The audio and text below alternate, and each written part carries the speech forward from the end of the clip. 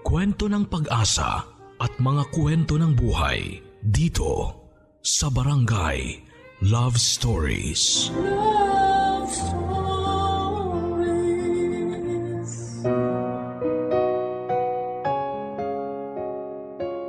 Ang sabi nila, you can't be friends with your ex. Pero para sa iba, mas mabuti nang maging kaibigan ng taong dati mong minahal kesa hayaan siyang mawala at tuluyang lumayo sa buhay mo. Sign daw ito ng pagiging mature kung saan ay tanggap ninyong pareho ang katotohanan ng hindi talaga kayo ang para sa isa't isa. Ganito nangyari mismo sa ating kabarangay ngayong araw na itago na lang natin sa pangalang Kisses, kung saan ang ex-boyfriend niyang si Reese ay nauwi sa pagiging boy best friend niya. Saan hahantong ang pagkakaibigang ito nila Kisses at Reese? Ito ang dapat ninyong abangan sa mga kwento ng pag-ibig, buhay at pag-asa sa nangungunang Barangay Love Stories. Dear Papa Dudut, Philippians chapter 1 verse 29. Your pain has a purpose. Ito po ang isa sa mga paboritong verses ko sa Bible na pinanghahawakan ko pa rin hanggang sa ngayon. Malaki ang naitulong nito sa mga pinagdaanan ko sa buhay, lalong-lalo na sa kwentong ibabahagi ko sa inyo ngayong araw. Bago po ang lahat ay tawagin niyo na lamang po ako sa pangalang Kisses. 23 years old na po ako ngayon at taga Cavite. Sumulat po ako sa inyo dahil gusto ko pong i-share ang story namin ng best friend ko. Naitago na lang natin sa pangalang Reese. College po kami noon nang magkakilala kami ni Reese. Kaklase ko po siya sa kursong education. Masasabi ko pong ideal guy si Reese. Bukod po kasi sa pagiging mabait at matalino nito, ay may itsura din po siya at makisig ang kanyang pangangatawan. Bonus pa ang nagsiserve siya sa church bilang pianista. Karaniwan nagsisimula ang dalawang tao bilang magkaibigan bago sila pumasok sa isang relasyon. Pero kami po ni Reese ay nagsimula kami bilang magkasintahan bago naging matalik na magkaibigan. First year college kami noon at kasagsagan ng midterms. Nang magtapat sa akin si Reese na may gusto siya sa akin. Nang mga panahon na yon, Papa Dudut, ay may feelings na rin po akong nararamdaman para sa kanya. Kaya matapos ang 3 buwan na panliligaw ay tinanggap ko siya bilang boyfriend. Ang problema nga lang ay masyado pa kaming bata noon. Immature pa kami kung mag-isip at bawat bagay na ginagawa namin ay nauuwi sa selosan. Kaya naman short-lived lang ang naging relasyon naming dalawa.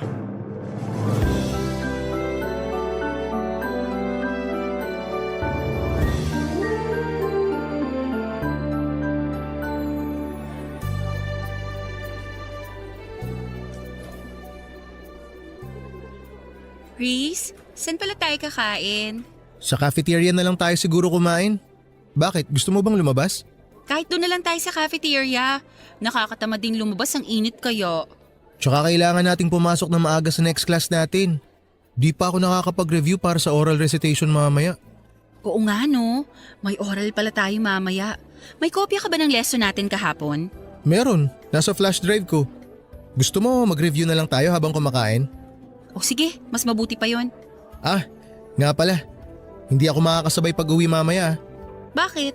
Nag-aya sila Eric eh. Birthday daw ng kapatid niya. Magiinom kayo? Magiinom sila, ako hindi. Marami pa akong gagawin mamayang gabi. Sige, enjoy kayo. Basta walang inom ha. Ako rin, late din naman ako makakauwi eh. Bakit? Anong gagawin mo? Nagpapasama si Jake, may ilalaka daw na papers. May kailangang ipapirma sa mga prof at kay Dean. Jake? Bakit? Di niya ba kayang gawin yung mag-isa? Kilala mo naman si Jake?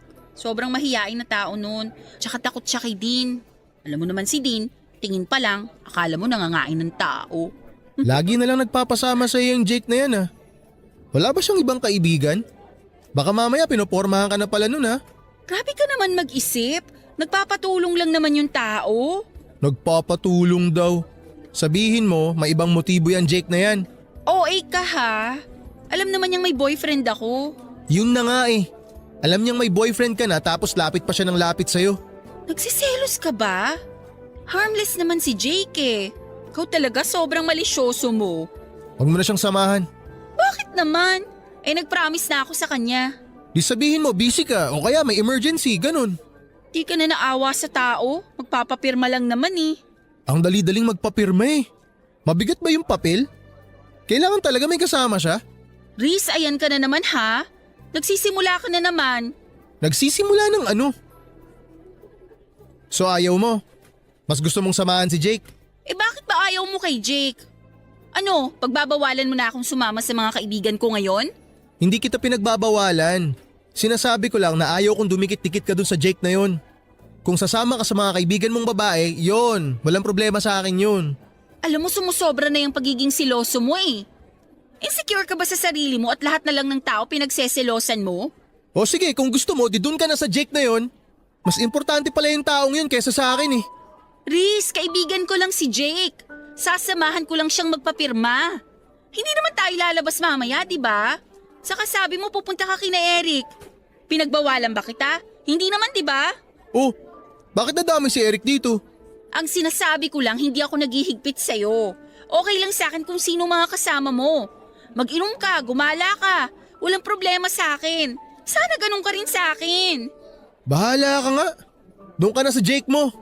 Napakasimpleng bagay ng hinihiling ko, di mo magawa? My gosh, Riz, para kang bata. Di ako na bata. Nawalan na ako ng gana kumain. Oh, ayan. Yan yung flash drive. Mag-review ka mag-isa. Pasama ka doon kay Jake. Riz naman! Oy! Saan ka pupunta? Sa library. Magpapalamig.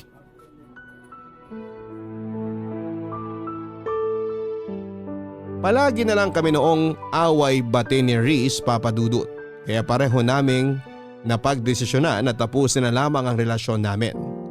Para sa kabubuti naming dalawa. Siguro ay may iba pang plano para sa amin si Lord. Kaya kami hindi nag-click ni Riz bilang magkarelasyon.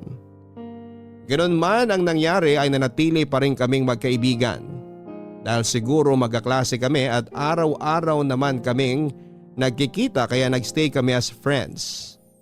Nagsimulang tumibay ang relasyon namin, Papa Dudut. Bago kami matapos sa first year college. Naging groupmates kami noon sa isang school project.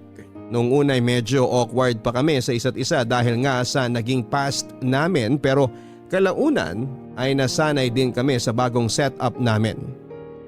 Pagkatapos nito ay sunod-sunod ang pagsasama namin ni Riz sa iba't ibang school activities. Nagsimula kaming maging study partners kung saan ay nagtutulungan kami sa mga lesson na hirap kaming intindihin. Magaling sa mathematics si Riz, Papa Dudut. Samantalang ako, English naman ang forte ko. Mas lumalim pa ang pagkakaibigan namin dalawa noong inaya niya akong sumama sa church nila. Doon ko lang na-realize na malapit din pala si Riz sa Panginoon.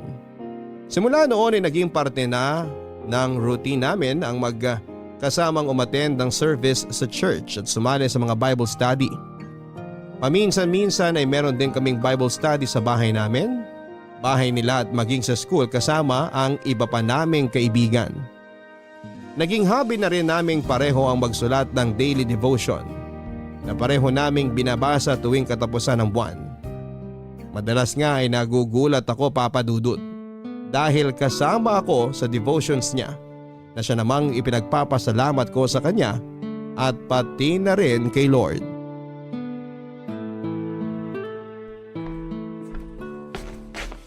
Oh, eto na yung pinakahihintay mo. Malalapag ko na. Mainit-init pa. Ano yan? Kwek-kwek. Kwek-kwek? Pero blue? Wala kaming food coloring dito sa bahay. Akala ko kasi automatic na nagiging orange kapag naluto na yung kwek-kwek. Di ko naman alam na kailangan palang kulayan yan. Di tuloy ako nakabili nung namalengke ako. Pero in fairness, okay na rin to para kakaiba. Kwek-kwek mo blue. Uy, nag-effort ako para dyan kaya hindi libre lait. Dapat nga bawal lait ikaw tong pinapakain. Grabe ka. Last month ako ang nagluto ng merienda natin ha. At next month ikaw ulit ang taya ah. Sige, hahainan din kita ng kakaibang pagkain. Abangan ko yan ah. Ano? Simula na tayo? Ikaw na mauna, total ikaw ang host ngayon. Okay. Nasaan ba yung notebook ko? Ayun. Okay. Blessed are the eyes that see what you see. Luke chapter 10 verse 23. Naalala mo pa ba yung quiz natin kay Prof. Martinez? Alin, yung napagalitan ka? Oo yun. Kaya ako napagalitan kasi inulit ko yung tanong from 1 to 5. Eh hindi ka raw kasi nakikinig. Hindi sa hindi ako nakikinig. Pinaulit ko yung tanong para kay Jake. Si Jake? Bakit? Magkatabi kasi kami ni Jake nung time na yon. Tapos nasa kalagitnaan na tayo ng quiz nung mapansin ko si Jake na may hinahanap sa bag niya. Yun pala wala siyang ballpen. Kaya yun, pinahiram ko siya. Tapos pinaulit ko kay Prof yung questions para makahabol siya. Sabi sa'yo sobrang mahiyain talaga si Jake. Pati paghiram ng ballpen nahihiya. Kung hindi ko siya nakita, malamang bagsak na yun sa quiz. Kaya dapat, thankful tayo kay Lord kasi binigyan niya tayo ng mata. Kailangan gamitin natin tong instrument para tingnan kung sino yung mga taong nangangailangan ng tulong. Huwag tayo magbulag-bulagan. Amen to that. Ayun. O ikaw naman. Ito, favorite ko to Isaiah chapter 43 verse 19. Behold, I am doing a new thing. Sakto tong verse na to sa ginagawa natin ngayon. Itong paggawa ng daily devotions, bago sa routine ko to, sa totoo lang. Ito yung new thing sa buhay ko ngayon at hindi ko ine-expect na may enjoy ko tong bagong hobby natin na to. Kaya thankful ako sa'yo, Reese. Kasi kung hindi dahil sa'yo, hindi ako mapapalapit kay Lord. Dahil dito sa ginagawa natin, mas lumalawak ang pangunawa ko sa mga bagay-bagay. Mas humahaba ang pasensya ko, nag-iiba ang pagtingin ko sa mga nasa paligid ko. Para bang nag-i-improve ako as a person. Kaya salamat talaga sa'yo. Walang anuman. Masaya ako malamang masaya ka. At dahil dyan, meron din akong isa para sa'yo. Teka lang. Hanapin ko sandali. Eto. Father, not my will, but yours be done. Luke chapter 22, verse 42. Okay, paano ko ba sisimulan to? Alam mo bang chick boy ang tawag sa akin ng mga kaibigan ko nung high school kami? Talaga? Bakit? Hindi ko rin alam. Kasi ang totoo niyan, never pa ako nagka-girlfriend. Ikaw yung first girlfriend ko. Pero nung high school kasi ako, marami akong niligawan kung alam mo lang. Kaso palagi akong busted every time na naniligaw ako. Ewan ko kung anong mali sa akin. Siguro pangit lang talaga ako. Oy, hindi Basta ganun. Kaya palaging kasama sa prayers ko noon na sana magka-girlfriend na ako. Hindi nawawala yun. Nung nag-college na ako, nakilala kita. Tapos naging tayo. Kaso umiral naman yung pagiging insecure ko sa sarili ko kaya naging seloso ako. Then, na-realize ko na hindi ko pala kailangan ng girlfriend para sumaya. Kaibigan lang pala ang kailangan ko. At ikaw nga yun. Ikaw yung binigay ni Lord sa akin. Kaya simula nun, tuwing nagpe-pray ako, hindi na ako humihingi. Sinashare ko na lang kay Lord kung ano yung mga problema ko, yung worries ko, at hinahayaan ko na lang na siya ang mag-decide para sa akin. Kasi siya ang mas nakakaalam na magiging takbo ng buhay natin . Grabe ka, natouch naman ako dun. Alam mo, thankful din ako na nagstay ka sa buhay ko kahit hindi nag-work out yung relationship natin. Siguro nga meant to be as friends talaga tayo at hindi lovers. Mas nagkiklik tayo bilang best friends . At siguro, yun ang plano ni Lord sa ating dalawa. Siguro nga. Kaya araw-araw kitang ipinagpapasalamat sa kanya. Ako rin. Oh, walang iiyak ha. Hindi to drama-rama sa hapon. Ikaw kasi. Tikman mo na muna kaya tong kwek-kwek na niluto ko bago tayo magpatuloy. Amin na nga yung tinidor. Papa Dudut, hindi ko inaasahan na ganon ang naging takbo ng relationship namin ni Reese. Mula sa lovers ay naging matalik kaming magkaibigan. Malimit lamang tayong makakita ng ganitong senaryo dahil karaniwan sa mga naghihiwalay ay bitter sa isa't isa. Sa sitwasyon namin, hindi man kami pinalad pagdating sa intimate love ay naging maswerte naman kami dahil sa pagkakaibigang nabuo namin sa loob ng ilang taon. After 2 years, third year college na kami noon at sa loob ng mga taong lumipas ay mas lumalim pa ang samahan namin ni Reese. Palagi kaming magkasama through ups and downs. Naging sandalan namin ang isa't isa tuwing sinusubo kami ng panahon. At number 1 supporter rin namin ang bawat isa sa mga success na natatanggap namin. Parang kapatid na nga naging turing ko kay Reese na naging protector ko sa mga taong nakapaligid sa akin. Pero papadudot hanggat tayo'y humihinga ay hindi tayo nauubusan ng pagsubok sa buhay.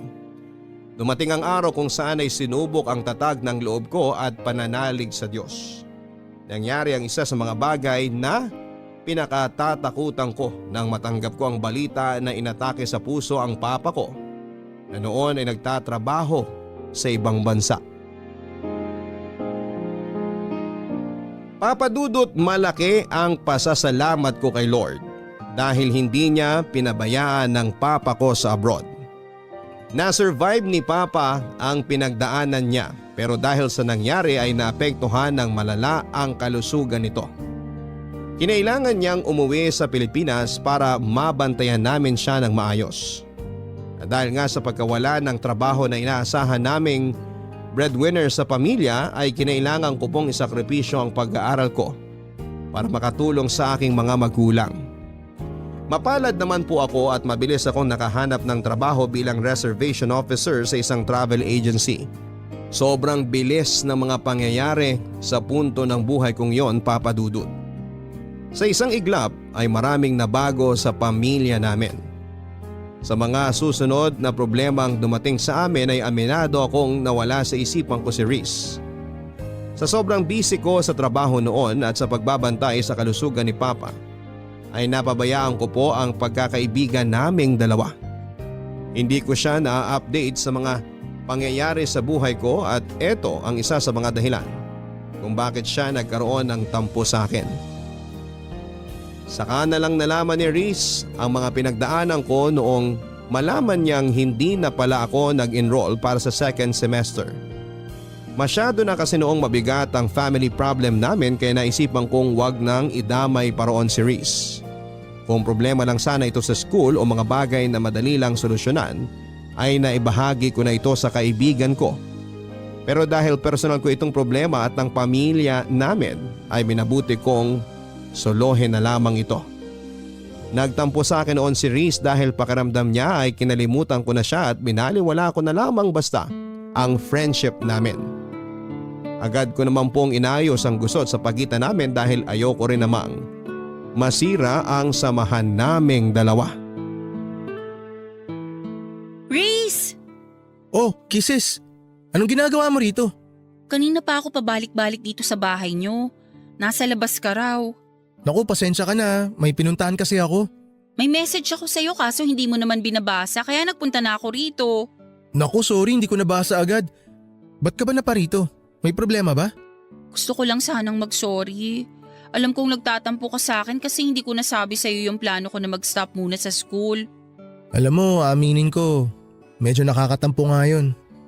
Nagulat na lang ako nung nalaman ko na hindi ka na pala mag-e-enroll para sa next semester. Para bang feeling ko na nabaliwala lang ako. 'Di ba? Lagi naman tayo nagsasabihan ng problema. Bakit ngayon hindi mo nasabi sa akin? Ang dami kasing nangyayari ngayon eh. Hindi ko na alam kung anong uunahin ko. Tsaka akala ko kasi magagawan pa ng paraan kaya hindi ko na sinabi. Kaso wala eh. So wala na talaga? Hindi ka na mag-e-enroll? Hindi na muna. Magtatrabaho na lang muna ako para makapag-ipon. Sorry Kisses ha. Wala akong maitulong sa problema mo ngayon. Alam mo naman, hikaos din kami. Tsaka yung tita ko lang ang nagpapaaral sa akin. Gustuin ko man tumulong kaso hindi naman kami mayaman. Okay lang yun. Ano ka ba? Sa ngayon, nareremedyohan pa naman namin. Kaya nga ayoko magsabi sa iyo eh kasi alam kong mamumroblema ka rin. Pagdating kasi talaga sa pinansyal, Nahihiya talaga akong magsabi. Uy, nagtatampo ka pa rin ba hanggang ngayon? Tampong kaibigan lang to, huwag kang mag-alala. Naiintindihan naman kita eh. Pero teka, kumusta na pala papa mo? Okay naman na siya. Hindi nga lang pwedeng magpagod. Tsaka nadagdagan na naman yung maintenance niya. Daming gamot na kailangan bilhin. Kaya kailangan talagang kumayod. Eh ikaw, kumusta ka naman? Alam ko na lagi tayong nag-uusap sa chat at nagkikita every month para sa mga devotion natin. Pero gusto kong malaman yung totoong nararamdaman mo ngayon. Huwag kang maglihim sa akin, okay? Mas lalo ako magtatampo sa'yo. Sa totoo lang, medyo nalulungkot ako kasi nga syempre, hindi muna ako makakapasok sa school. Ibig sabihin nun, mapag-iiwanan ako. Hindi na tayo sabay makakapagtapos. Eh di ba promise natin sa isa't isa na sabay tayong magmamarcha, tapos sabay na magtitake ng board? Yun nga sana ang plano. Kaso hindi naman natin hawak ang buhay natin eh. Hindi lahat ng gusto nating mangyari natutupad. Siguro iba ang plano ni Lord sa atin kaya ganito. Pero magtiwala ka lang sa Kanya. Mas maganda ang plano ni Lord kesa sa mga plano natin sa sarili natin. Tama ka dyan. Eh kumusta ka naman sa trabaho mo? Madali lang yung trabaho. Actually, nakapag-adjust naman ako agad. At saka mababait yung mga katrabaho ko, lalo na yung boss ko. Pero syempre, minsan may clients talaga na masungit kaya kailangan talaga ng mahabang pasensya. Intindihin mo na lang sila.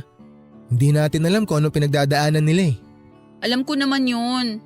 Tuwing may ganun nga ako na-encounter, iniisip ko na lang na para sa kinabukasan ko to. Tama yan, maganda yan. Mindset lang. Kaya ayusin mo ang trabaho mo. Kailangan mong bumalik sa pag-aaral. Magiging licensed teacher pa tayo. Oo naman, kaya wag kang magmadali ha. Antayin mo ko. Siyempre, ikaw pa ba? Pero wag ka ring magmadali. 'Di ba sabi nga, don't rush what God is taking time to prepare. Tiwala lang tayo sa timing niya. Tatandaan ko yan. Basta ako work. Tapos ikaw naman, pagbutihin mo yung pag-aaral mo ha. Okay po, Nay. O sige na, uwi na ako. Uwi ka na agad? Pasok ka muna sa bahay. May merienda ata sa loob. Meron ba? O sige, tara. After a year ay mabilis din namang naibalik ang dati sa pamilya namin.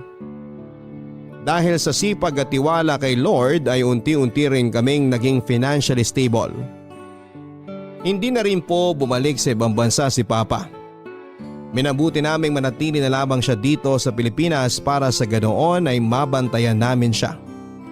Mas mabuti na pong maging maingat dahil kapag pinayagan namin siyang bumalik sa abroad ay baka maulit na naman ang nangyari sa kanya.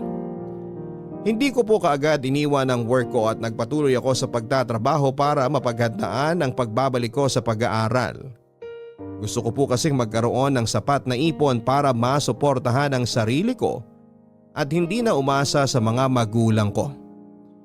Sinikap ko rin pong balansehin ang oras ko sa trabaho, sa pamilya at kay Riz.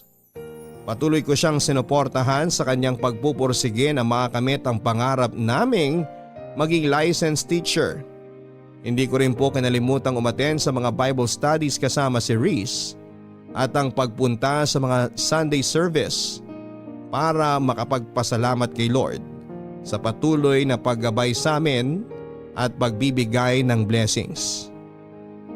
Nang taong pong yun ay nakapagtapos ng pag-aaral si Riz at isa po ko sa mga proud sa achievement na nagawa ng aking kaibigan.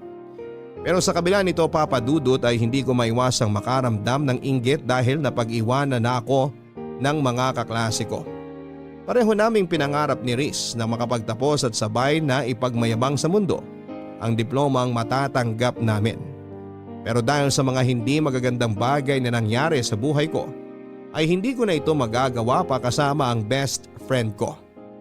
Gayunpaman ay ipinakita ko kay Riz ang buong suporta ko sa kanya sa panibagong yugto ng buhay na kanyang tatahakin.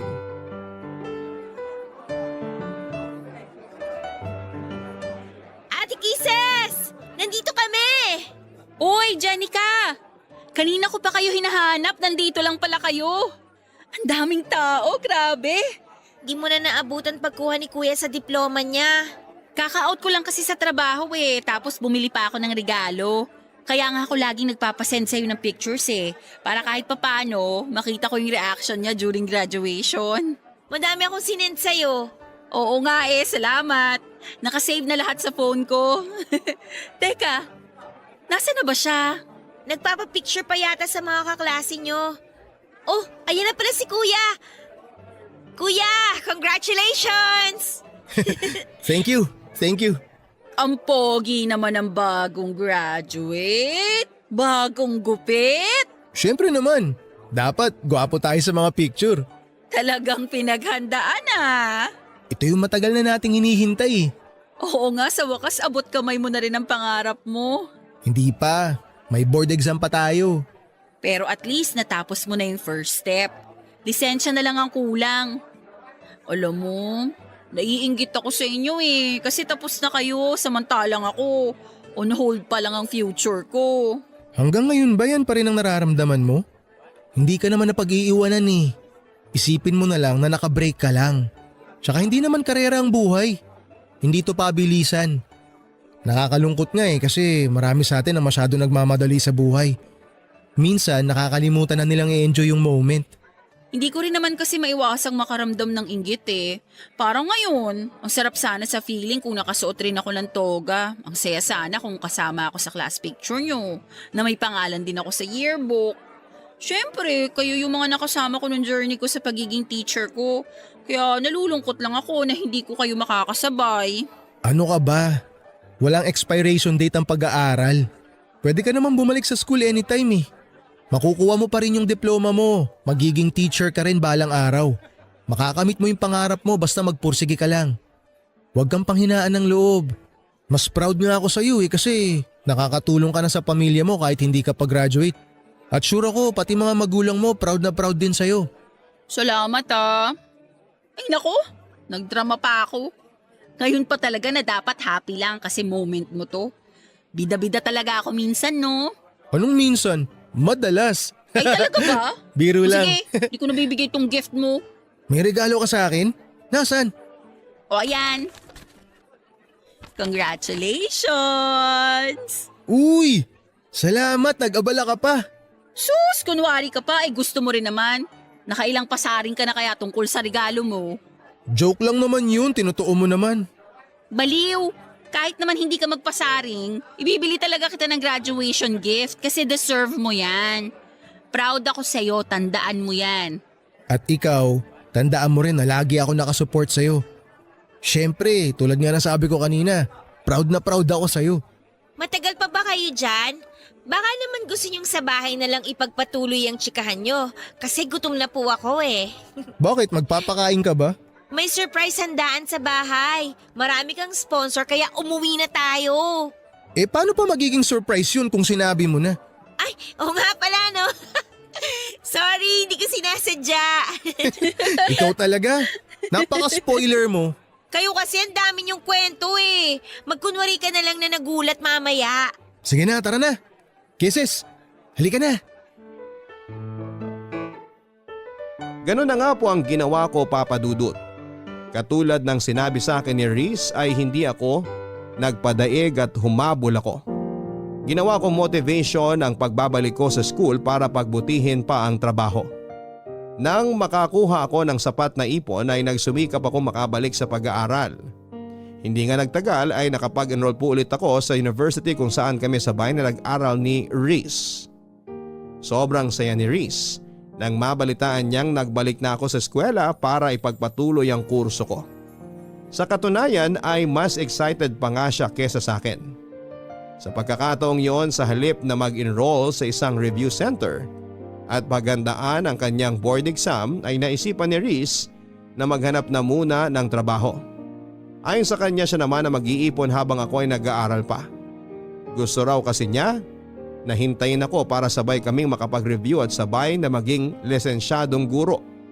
Yung kasi ang pangako namin sa isa't isa, Papa Dudut, na sabay naming aabutin ang mga pangarap namin. Sobrang na-appreciate ko pang ginawang yun ni Riz para sa akin kaya sineryoso ko ang pag-aaral. Ginawa ko siyang inspirasyon upang mapagbuti ko ang studies ko. Pero ang hindi ko alam, Papa Dudut, ay may iba pa palang plano ang tadhana para sa aming dalawa. Nasa kalagitnaan na ng school year noon nang isang masamang pangyayari ang naganap. Papadudot kasagsagan noon ang final exam para sa midterms. Karaniwan pagkagising ko sa umaga ay ang cellphone ko ang una kong chinecheck. Pero nang araw na yon ay diretso kagad ako sa CR pagkamulat ng mga mata ko para maligo. Na-late po kasi ako ng gising kaya kinailangan kong magmadali. Hindi ko alam kung bakit pero nang araw na yon ay hindi ko sinunod ang daily routine ko. Kadalasan ko po kasing binabati ng maaga si Reese bago ko simula ng araw ko. Pero hindi ko ito nagawa ng panahon na yon. Umabol pa ako sa pagre-review habang papunta sa eskwelahan. At pagkarating sa eskwela ay diretso kagad kami sa examination. Sobrang busy ko ng araw na yon, Papa Dudut. Sa katunayan nga ay tanghali na nang magkaroon ako ng oras para i-check ang cellphone ko. Saktong 1:00 noong makita ko ang sunod-sunod na missed calls sa akin ng kapatid ni Reese. Pagkabasa ko sa message ng kapatid nito ay bigla akong nanlamig at binalot ng kaba. Nang mabasa ang gusto nila akong papuntahin sa kanilang bahay as soon as possible. Tagaktak na noon ang malamig na pawis sa mukha ko habang nagmamadaling nagtungo sa bahay nila Reese. Habang nasa daan ay sinusubukan kong kontakin ang kapatid ni Reese upang makibalita kung may nangyari bang masama pero walang sumasagot sa tawag ko. Nagsimulang manginig ang mga tuhod ko nang makarating ako sa bahay nila Reese at makita ang mga itinatayong tolda sa harap ng kanilang bahay. Uy, Jenica! Anong meron? Ate Kisses, si Kuya. Kababasa ko lang sa message mo ba? Bakit may ganito? May nangyari ba? Wala na si Kuya. Bakit? Anong nangyari kay Reese? Nasaan ang kuya mo? Wala na si Kuya, ate. Anong wala na? Linawin mo nga, Jenica. Anong nangyari kay Reese? Patay na si Kuya. Wala na siya, Ate Kisses. Pagkagising namin kaninang umaga, hindi na siya humihinga. Hindi pwede to. Hindi totoo yan. Kausap ko lang siya kagabi. Magkausap pa kami kagabi. Lahat kami nagulat din, ate. Hindi namin inaasahan na ganito yung mangyayari. Ano bang nangyari? Bakit hindi na siya nagising? Inatake raw sa puso habang natutulog. Ate, ang hirap tanggapin na wala na ang kuya ko. Inatake sa puso? Ang lusog-lusog ng tao? Bakit siya atakihin sa puso? Ang bata pa niya. Hindi nga rin namin alam kung paano nangyari yun eh. Alam naman natin kung gaano kaalaga si kuya sa katawan niya. Nasaan na siya ngayon? Nasa punerarya pa rin siya hanggang ngayon. Mamayang gabi pa raw darating yung labi niya. Ano ba yan? Kausap ko lang siya kagabi eh. Ang saya-saya lang namin nagkukwentuhan bago ako natulog. Walang nag-expect na mangyayari to, ate. Wala man lang nga siyang pahiwatig eh. Huli kami nag-usap nung kumain kami ng hapunan. Pagkatapos nun, nagstay na siya sa kwarto niya. Nag-uusap kami ng mga oras na yon. Nag-good luck pa nga siya sa akin kasi may exam ako. Ang daldal niya pa kagabi. Ang dami niyang gustong pag-usapan. Alam ko na ginawa ko? Pinatulog ko siya. Kako gabi na't may exam pa ako kinabukasan. Tsaka may work din siya kaya maaga ako nagpaalam sa kanya. Nangulit pa nga siya eh. Ayaw niya akong tigilan. Kung alam ko lang sana na yun pala yung huli naming pag-uusap. Hindi ko na lang sana siya pinilit matulog. Sana nakipagpuyatan na lang ako sa kanya. Ganyan naman tayo lagi eh. Sa sobrang kampante natin sa buhay natin, nakakalimutan nating hiram lang pala natin to. Ang dami ko rin pagsisisi. Sobra. Sabi pa nga niya, ililibre niya ako pagkatapos ng exam ko kasi alam niyang hell week ko ngayon. Yun pala, Mas malala pa to sa Hell Week ko. Nakwento rin niya sa akin yan.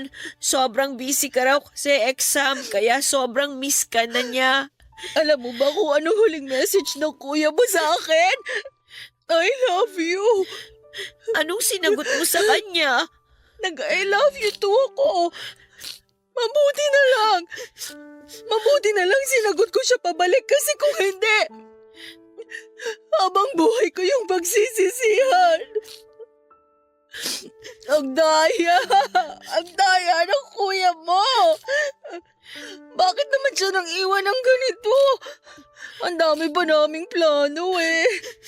Nangako siya na hihintayin niya ako makapagtapos para sabay kaming mag-take ng board. Nag-promise siya na ba panoorin pa niya akong magmarcha. Magiging teacher pa siya dapat eh. Ikaw na lang ate, ang magpatuloy sa mga pangarap ni kuya. Alam kong gagabayan ka niya kahit wala na siya. Paano ko gagawin yun kung wala na yung kaisa-isang tao na nagbibigay ng inspirasyon sa akin? Porke ba wala na si kuya, titigil ka na? Tingin mo gugustuhin niya yon? Hindi ako titigil. Hindi ko alam kung paano ko haharapin ang mga susunod na araw ngayong wala na si Riz. Alam kong hindi ka niya pababayaan. Hindi ka rin pababayaan ni Lord. Si Lord? Siya na pinabayaan ng kuya mo? Bakit naman niya hinayaan na mangyari to kay Riz? May dahilan siya, ate. Huwag natin siyang sisihin sa nangyari. Eh sinong sisisihin natin? Wala. Kasi parte na ng buhay natin ang kamatayan.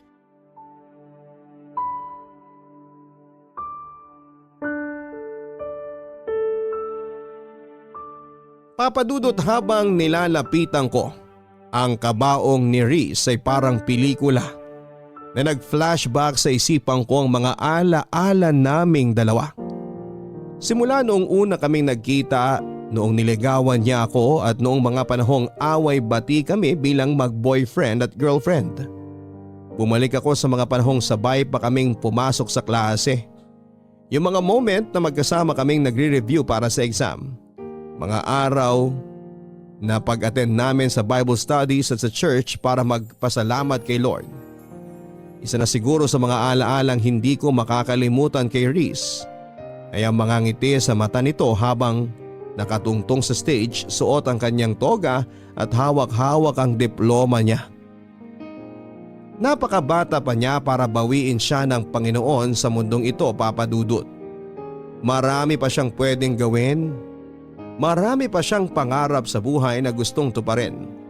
Sobrang sakit lang na maaga akong nawala ng taong hindi ko lang itinuring na basta kaibigan, kundi isang pamilya na rin. Hanggang sa ngayon, Papa Dudut, ay hirap pa akong tanggapin ang nangyari. Hindi ko maiwasang manghinayang sa katotohanan ng isang hinaharap ang kailanman ay hindi na natin makikita ang kalalabasan. Bilang pagpapakita ng aking pagmamahal sa kaibigan ko ay iginugol ko ang buong free time ko sa bahay ni Riz. Isa ako sa mga nakipagpuyatan at nagbantay sa kanyang burol. Sinigurado ko rin na may balikat na maasasandalan ang mga kamag-anak na iniwan nito, lalong-lalo na ang kanyang mga magulang at kapatid. Kahit dito na lamang sa huling pagkakataon ay maipakita ko kung gaano ako nagpapasalamat kay Riz sa pagdating niya sa buhay ko.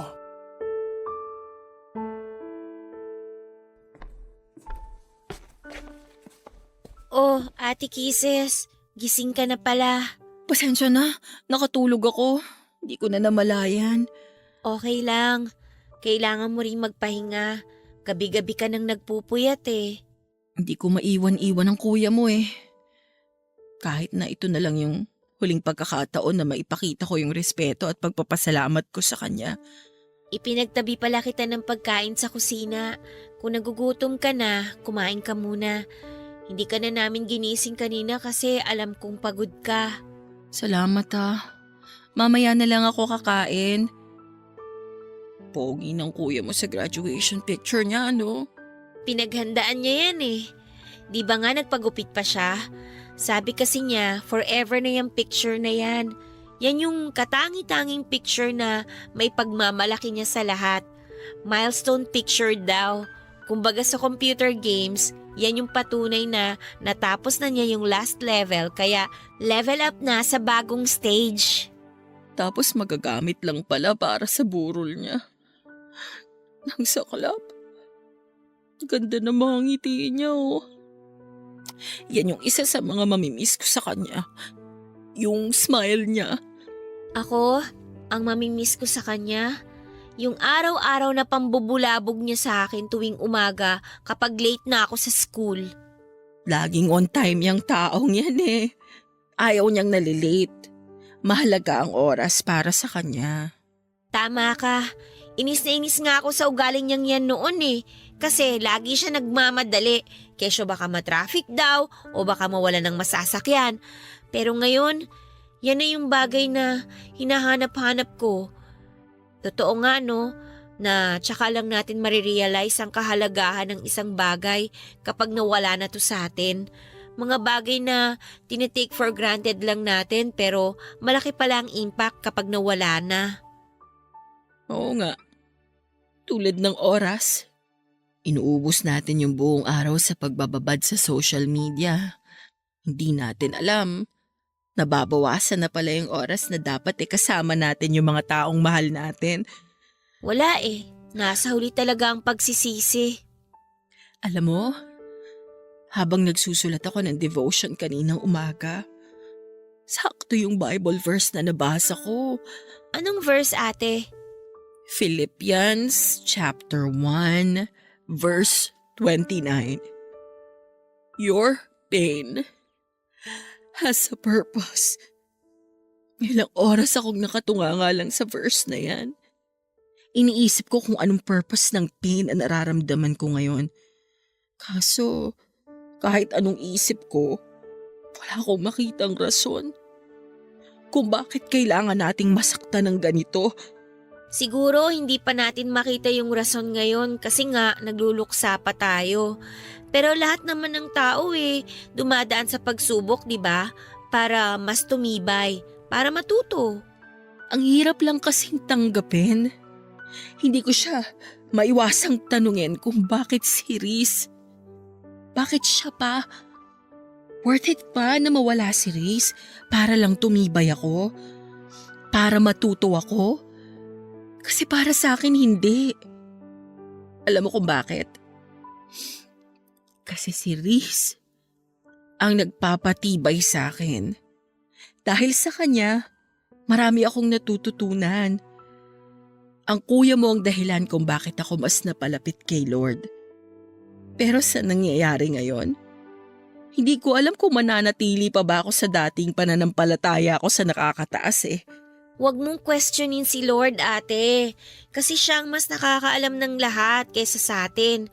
Isipin mo na lang, ang ubas kailangan pigain para maging masarap na wine, di ba? Kung hindi mo gagawin yun, hindi ka makakabuo ng wine.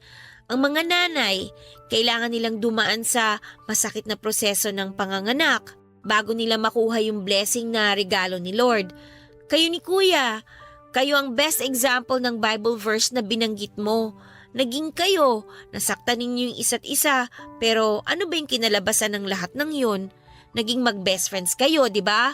Kaya tama nga na every pain and suffering na nararanasan natin talagang may rason. Sana nga worth it ang kapalit ng sakit na nararamdaman ko ngayon. Kasi kung hindi, habang buhay kong sisisihin si Lord sa ginawa niya. Ate, kailangan nating makaramdam ng pain para mag-grow tayo as a person. Siguro hanggang dito na lang talaga yung oras ni Kuya sa mundong to.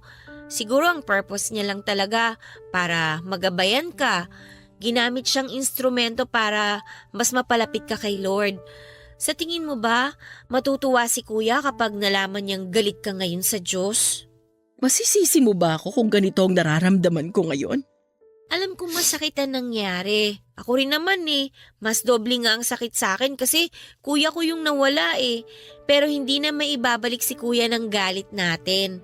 Magalit man tayo sa mundo, magalit man tayo kay Lord, magalit man tayo sa lahat ng tao, hindi na mabubuhay pa si kuya. Kaya alisin mo na yung galit mo dyan sa puso mo, ate. Para na rin kay kuya.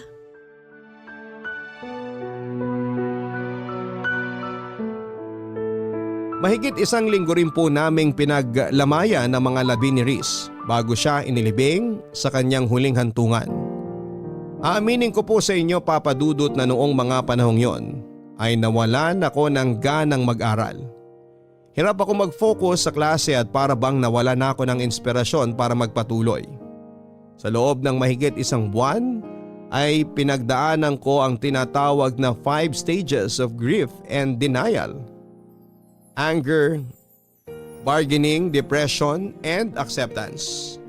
Aminin ko po na nagalit ako sa nangyari kay Riz.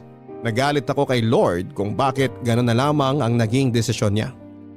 Kunesyon ko siya kung bakit dahil hindi ko po talaga maintindihan na ang isang matalino, mabait at malusog na tulad ni Riz ay bigla na lamang mawawala. Sa mga panahong yon na lugmok ako, Papa Dudut, ay lumayo ang loob ko sa Panginoon.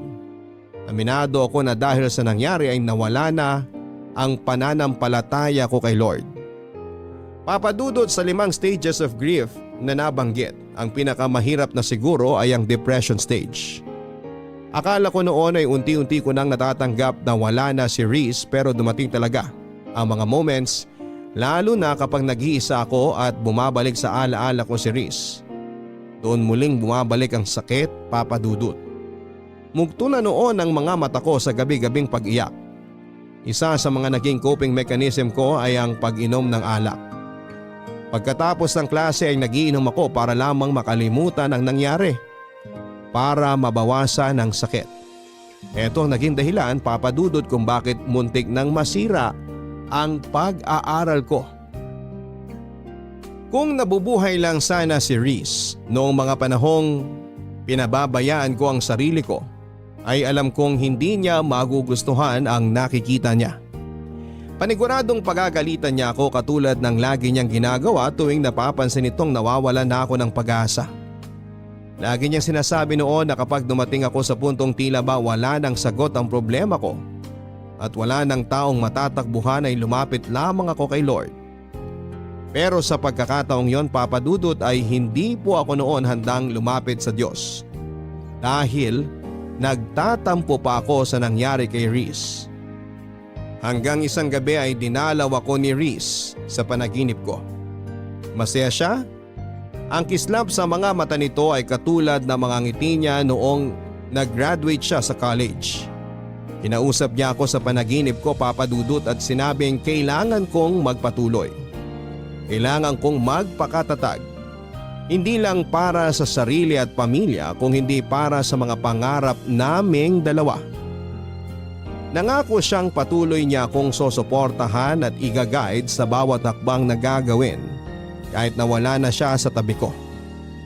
Nagising akong luhaan at mabigat ang dibdib at mabilis akong nag-usal ng panalangin at nagpasalamat na sa kahit huling pagkakataon ay muli kong nakausap si Riz.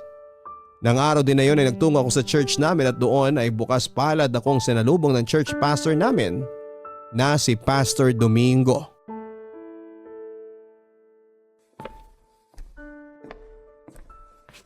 Hello, Kisses. Good morning sa'yo. Good morning po, Pastor Domingo. Masyado po ata akong napaaga ngayon. Sakto lang ang dating mo pero mamaya pang service. Upo ka muna rito. Magkwentuhan tayo sandali. Sige po, salamat. Kumusta ka na?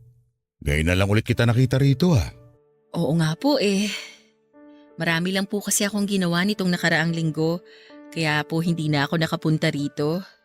Nabalitaan ko nangyari sa kaibigan mong si Riz. Gusto kong malaman mo na nakikiramay ako sa pinagdadaanan mo ngayon, Kisses. Salamat po, Pastor.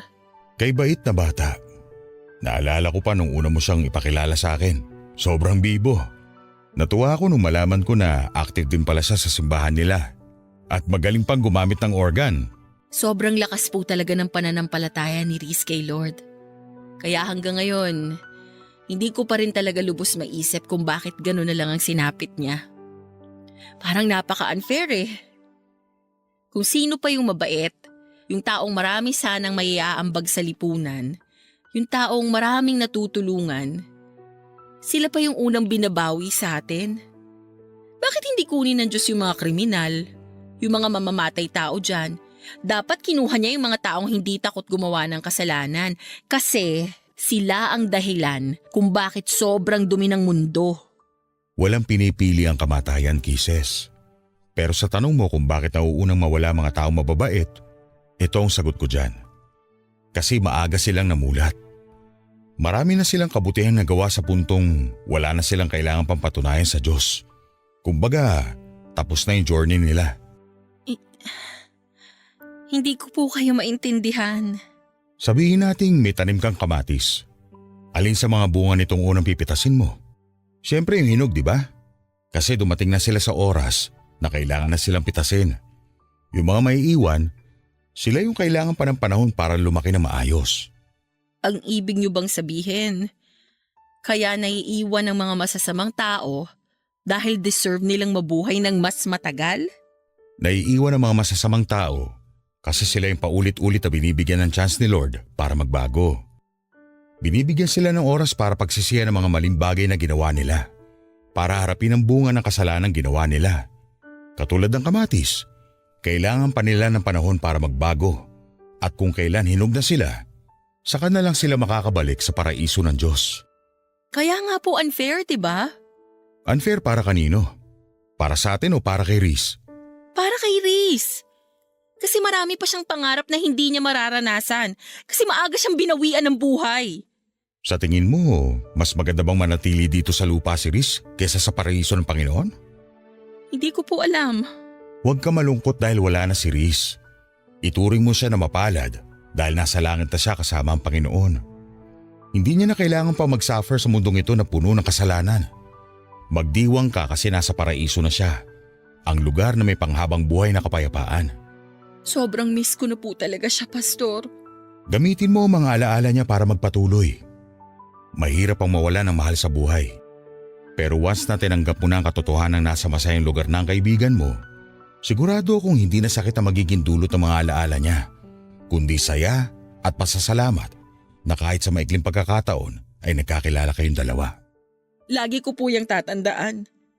Marami pong salamat, Pastor. Walang anuman. Gusto mo bang maging Bible reader sa susunod na linggo? Sige po. Pwede po ba? Oo naman, pwede. O siya, maiwan na kita rito ha. Kailangan ko pa mag-prepare para sa service natin. Maraming salamat po ulit, Pastor. Huwag mong hayaang sirain ang nararamdaman mo ang pananampalataya mo sa Diyos. Malalampasan mo rin lahat to. Magtiwala ka sa Kanya. Papadudot, muli akong nabigyan ng pag-asa nang makausap ko si Pastor. Tama ang mga sinabi niya at alam kong yun din ang bagay na sasabihin sa akin ni Reese kung nabubuhay pa siya, Papadudot. Unti-unti nga ay nakatungtong din ako sa acceptance stage. Sa mga sumunod na buwan ay tinanggap din ng sistema ko na wala na talaga si Reese. Mahirap pero kinailangan kong magpatuloy at ginamit kong motivation ang mga pangarap naming dalawa ni Reese. Kasabay nito ay ang muling pagbabalik ng tiwala ko kay Lord. Humingi rin ako ng tawad sa kanya dahil question ko siya. Isang bagay na naging defense mechanism ng mga taong nasasadlak sa buhay. Mag-isa man ay pinagpatuloy ko ang pag-aaral ko, Papadudot. Pinilit kong magpatuloy sa buhay para kay Reese. Alam kong matutuwa siya kapag dumating na ang araw na suot ko na ang aking toga at nagmamarcha sa sarili kong graduation day. Hindi nga nagtagal ay dumating na nga po ang araw na pinakahihintay ko. Natapos ko ang kurso ko at lahat ng paghihirap at sakripisyong ginawa ko ay inalay ko lahat kay Reese. Habang inaabot ko ang aking diploma sa stage ay hindi ko po maiwasang malula habang ini-imagine ko na na isa si Reese sa mga daang taong nanonood sa crowd. Pumapalakpak at humihiyaw para sa tagumpay na nakamit ko. Pagkatapos ng graduation ay nagkaroon ng kaunting salo-salo sa bahay para i-celebrate ang pagtatapos ko ng pag-aaral. Inimbita ko ang kapatid ni Reese pati ang mga kaibigang naging parte ng college years namin at doon ay sinariwa namin ang mga naiwang ala-ala ni Reese. Guys, kain lang kayo ha. Bawal ang mahiyain dito. Ate Kisses! O Jenica, kanina pa kita hinihintay. Kala ko di ka na darating eh. Dumaan pa kasi ako sa puntod ni Kuya eh. Ako na nagbalita sa kanya na graduate ka na. Talaga ba? Plano ko ring bisitahin siya bukas eh. Halika, kumain ka muna. Ito pala yung gift ko sa'yo, ate. Congratulations! Naku, thank you. Tapos, ito naman, galing kay Kuya. Ha? Habang naglilinis kasi ako ng kwarto niya, nakita ko tong notebook sa desk niya. Dito niya sinusulat yung daily devotions niya. Alam ko na once a month, binabasa niyo sa isa't isa yung mga devotion ninyo. Kaya gusto kong ibigay sa'yo to.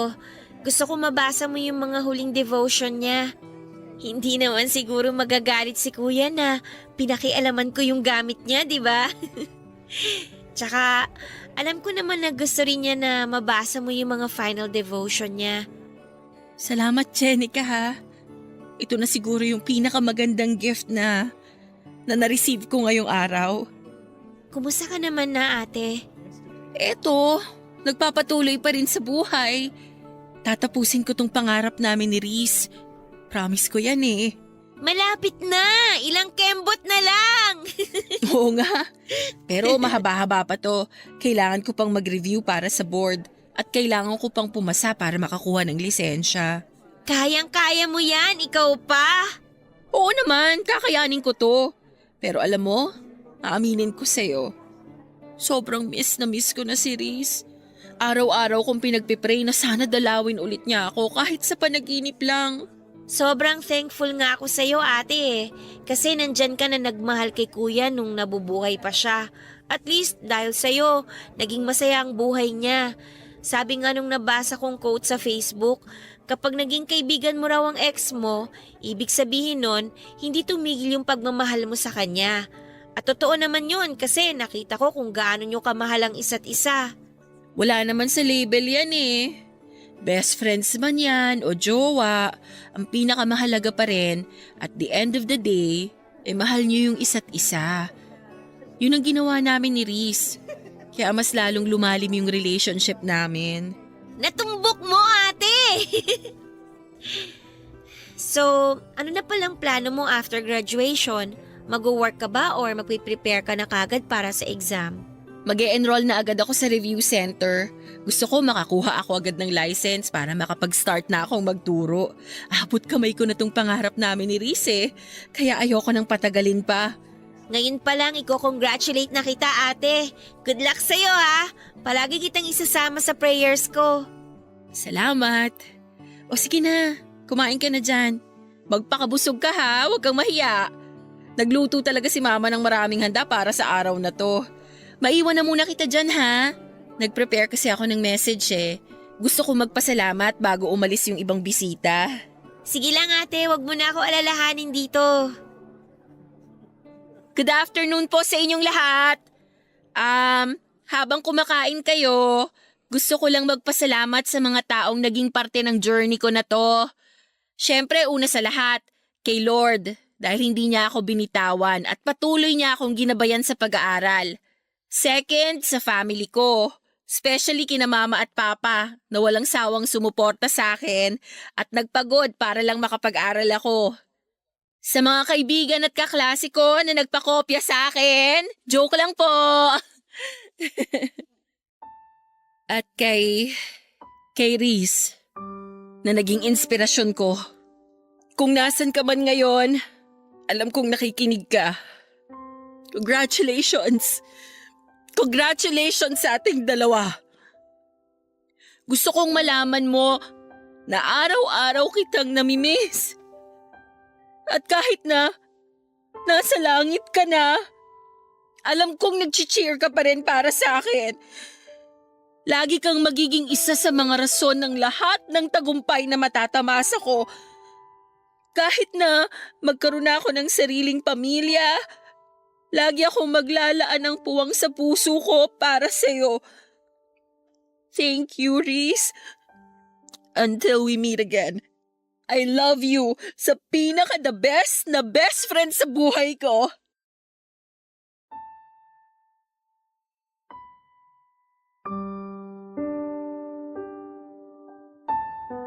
Papa Dudut, after graduation ay agad ako nag-enroll sa isang review center para makapag-prepare sa LET o Licensure Examination for Teachers.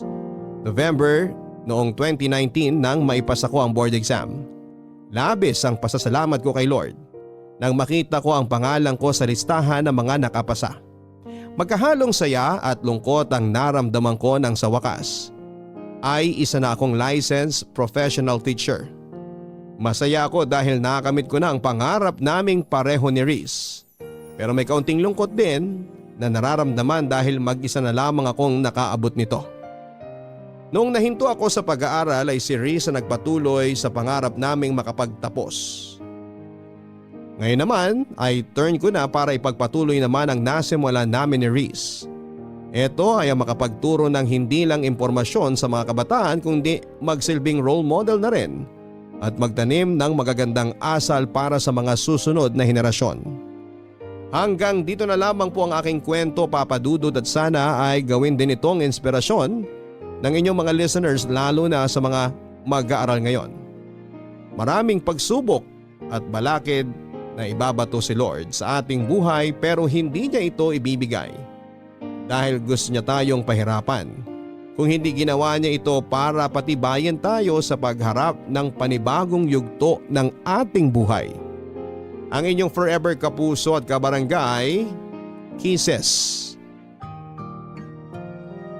Totoo nga na hindi tayo bibigyan ng Panginoon ng mga pagsubok na hindi natin kayang lampasan. Si Kisses ang nagpatunay niyan ngayong araw. Nawalan man siya ng kaibigan pero nagpatuloy pa rin siya sa buhay hanggang sa maabot niya ang kanyang pangarap.